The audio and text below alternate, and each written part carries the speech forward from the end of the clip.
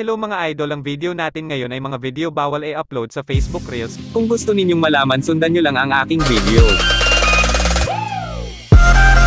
Narito mga idol ang mga bawal i-upload sa Facebook Reels. Number 1, static video. Ito yung isang image convert mo into video, nilagyan mo ng effects, background, music or text. Bawal po ito mga idol i-upload sa Facebook Reels. Ito ang halimbawa sa static video mga idol.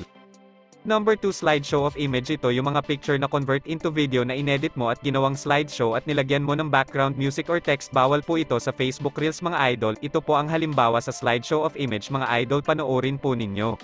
Number 3, looping video. Ito po yung video na paulit-ulit at nilagyan mo ng music or text. Bawal po ito mga idol. Ito ang halimbawa ng looping video.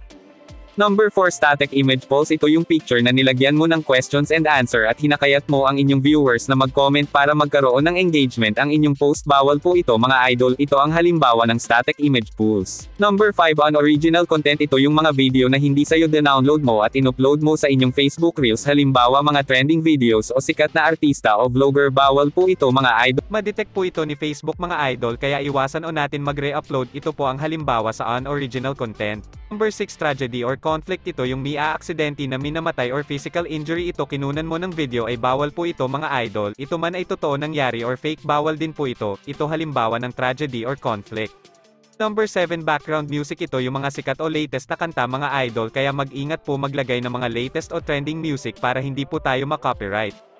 Number 8, may mga watermark video nyo gaya ng mga editor KineMaster, CapCut at TikTok video. Kung sakali po meron, burahin ninyo mga idol o edit. Para malaman po natin mga idol ang iba pa mga bawal na video na i-upload sa Facebook Reels, ay pupunta lang po tayo sa ating Google Chrome. Pag nandito na tayo sa Google mga idol, type ang content monetization policies.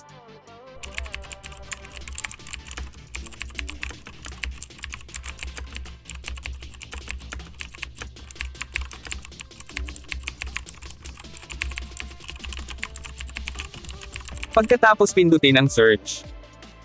Pindutin ang Content Monetization Policies Meta Business Health Center.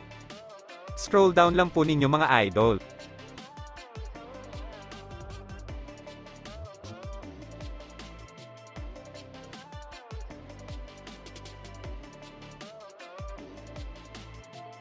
Dito mga idol makikita po ninyo ang mga bawal na i-upload na mga video sa Facebook Reels. Sana nakatulong po sa inyo ang aking video mga idol. Kung nagustuhan ninyo mga idol ang aking video, huwag kalimutan mag-like at hit the notification bell para lagi kang updated sa aking mga bagong video na ina-upload. Maraming salamat po.